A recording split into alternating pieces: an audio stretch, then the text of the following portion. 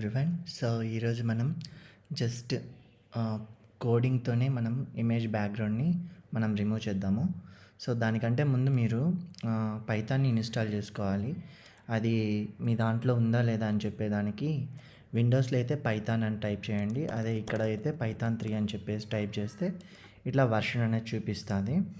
So మ్యాక్లో అయితే Python 3 and దాంట్లో విండోస్లో అయితేనేమో పైథాన్ అని మాత్రమే టైప్ చేయండి. అండ్ నెక్స్ట్ ఇది అయిపోయిన తర్వాత మీరు ఇంకొకటి చేసుకోవాల్సి వస్తుంది. అదేంటంటే పిప్ ఇన్స్టాల్ RMBG.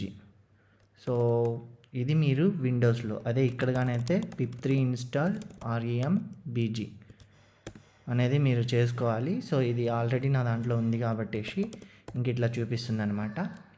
సో నెక్స్ట్ వచ్చేసి ఈ మనకు ఒక ఇమేజ్ కావాలి కదా. సో నేను ఇప్పుడు pexels.comలోకి వెళ్ళేసి ఈ ఇమేజ్ని డౌన్లోడ్ చేసుకున్నాను. అంటే సింపుల్గా అయిపోతుందిలే అని చెప్పేసి.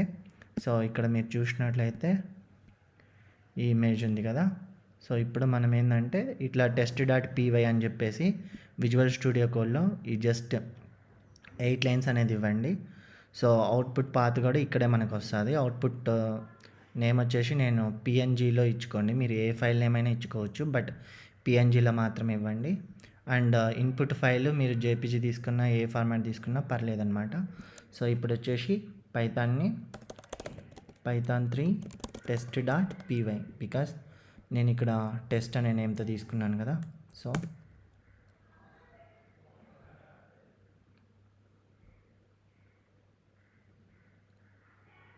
కొంచెం సేపు పడుతుంది అనమాట.